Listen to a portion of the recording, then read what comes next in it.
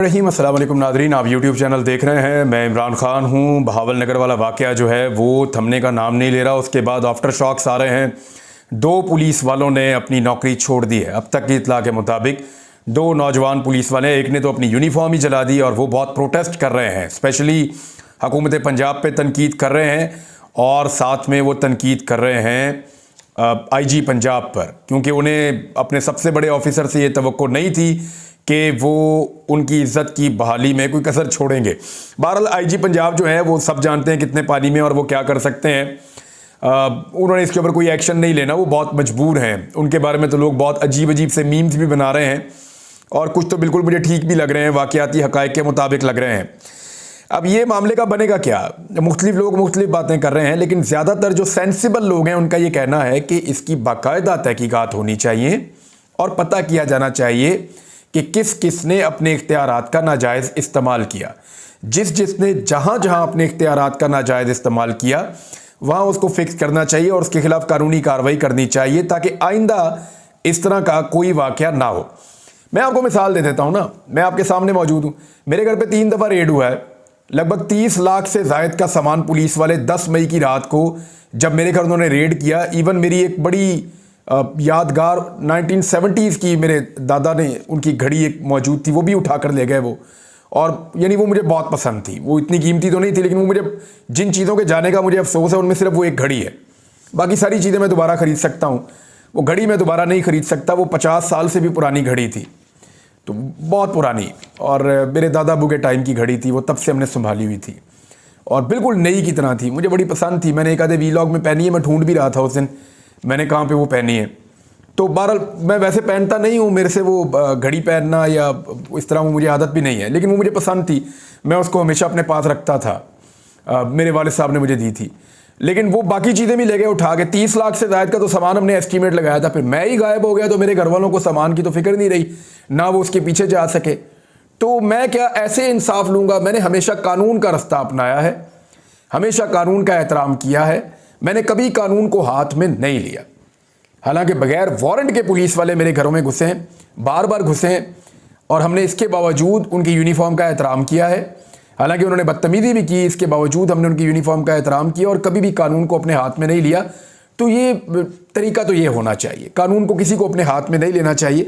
अगर इस तरह से सारे अपना अपना फैसला करेंगे तो मैं तो देखता हूँ बहुत ताकतवर लोग भी मौजूद हैं पाकिस्तान में।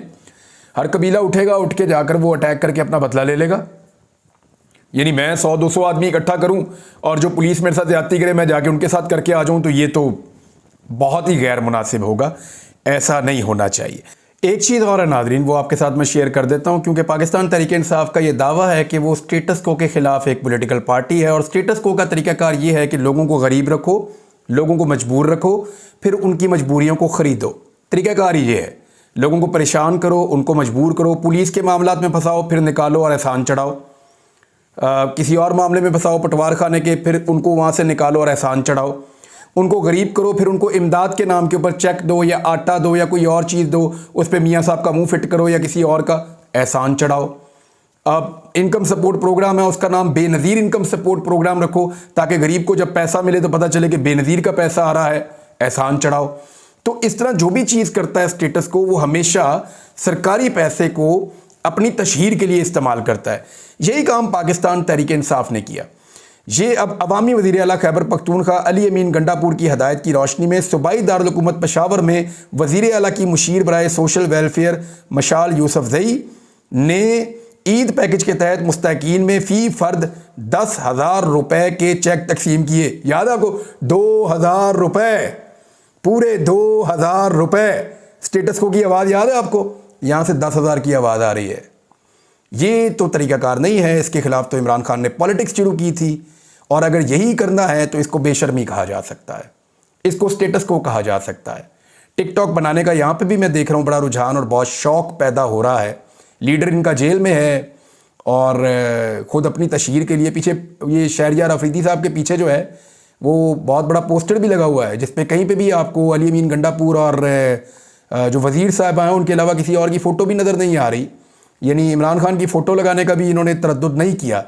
और वैसे अगर इमरान खान की भी लगाते तो मैं मुखालफत ही करता उसकी, क्योंकि ये अवाम का पैसा है, ये अवाम को जा रहा है और आवाम को ही जाना चाहिए, और आवाम के ऊपर आप कोई एहसान नहीं कर रहे, और आवाम का चेहरा दिखाना इंतहाई गलत और मायूब बात है। यहाँ पे ऑफिशियली खुद लिखा कि मुस्तहकीन में फ़ी फ़र्द 10,000 रुपए के चेक तकसीम किए गए, मुस्तहकीन में। अब मुस्तहकीन की शक्लें तो नहीं ना दिखाते, अब वो बेचारे सफ़ेद पोश लोग हैं, उनके चेहरे तो नहीं दिखाते ना। बहुत सारे लोग हैं वो बांटते हैं लोगों में, वो चेहरा नहीं दिखाते लोगों के। ये तो आपका अगर ज़ाती पैसा है तो आप चेहरे दिखाएं, जो मर्ज़ी करें, लोगों के पास ऑप्शन है, आपके पास भी है।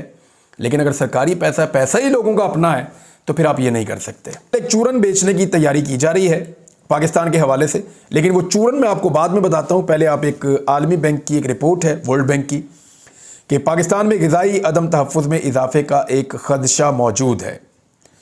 और यानी जो चीज़ें वर्ल्ड बैंक ने कही कि जो पाकिस्तान में ख़राब होने की तवक्को है जिनमें, उसमें यह है कि ग़िज़ाई किल्लत हो सकती है, ग़िज़ाई अदम तहफ़्फ़ुज़ हो सकता है पाकिस्तान में, जबकि तालीम और सेहत की खिदमात तक फरामी में कमी हुई है।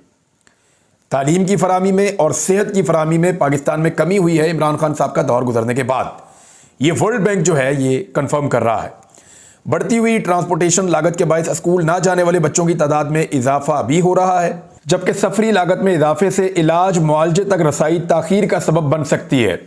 इस रिपोर्ट में और भी बहुत कुछ लिखा हुआ है, किस सूबे में क्या सूरत हाल है और कहाँ पे कितनी ग़िज़ाई किल्लत होगी, कहाँ पे तालीम की क्या सूरत हाल हो रही है, गुर्बत, महंगाई, बहुत सारी चीज़ें हैं। वर्ल्ड बैंक रिपोर्ट कर रहा है पाकिस्तान के बारे में।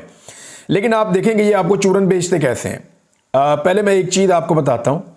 ये खबर आप ज़रा देखिए, ये दो खबरें हैं, दोनों ARY पे छपी हैं और दोनों जो है वो एक दो दिन के वक्फे से छपी हैं। जो पहली खबर है जो पहले आई वो ये कह रही है कि नेपरा ने बिजली 4 रुपये 92 पैसे फ़ी यूनिट महंगी कर दी है, यानी लगभग 5 रुपये फ़ी यूनिट बिजली महंगी हो गई। और दूसरी खबर जो आज आई है वो क्या कह रही है कि ईद उल फितर के मौका पर महंगाई के सताए अवाम के लिए एक खुशखबरी सुना दी गई। खुशखबरी क्या है कि अप्रैल का जो बिजली का बिल है वो 3 रुपये 82 पैसे फ़ी यूनिट कम कर दिया गया। यानी बिजली की कीमत पहले बढ़ाओ 5 रुपये और फिर उसमें से 3 रुपये 82 पैसे कम कर दो, वो भी 1 महीने के लिए, और खबर छुपवाओ डंडा लगवा के कि आपने छापना यह है कि ये खुशखबरी है और आवाम को खुशखबरी सुनाई जा रही है। यानी लोगों को ये बेवकूफ़ समझते हैं। तो लोगों को जब भी आप बेवकूफ़ बनाने की कोशिश करेंगे, हम फैक्ट्स को यहाँ पे रखेंगे, हम बताएंगे कि एक्चुअली हकायक हैं क्या। देखें, असल में जब ये महंगाई ख़त्म करने का दावा करेंगे ना, तो एक चीज़ आपने ध्यान में रखनी है। इमरान खान के दौरे हुकूमत में जो महंगाई थी वो 11% से 13% के बीच में रही। 10%, 11%, 12%, 13% मैक्सिमम गई है। जब हुकूमत ख़त्म हुई तो गालिबन 11 या 12% उनकी महंगाई थी। जब शहबाज शरीफ की हुकूमत आई तो ये महंगाई 40 से 45% के बीच में गई है। इस वक्त भी महंगाई 30%, 27 से 30% के बीच में है। कभी 30% तक पहुंचती है, कभी कम होकर 27% तक पहुंच जाती है। यानी इमरान खान साहब के दौरे हुकूमत में जो महंगाई थी उससे दुगनी से ज़्यादा इस वक्त भी महंगाई मौजूद है। अब ये करेंगे क्या?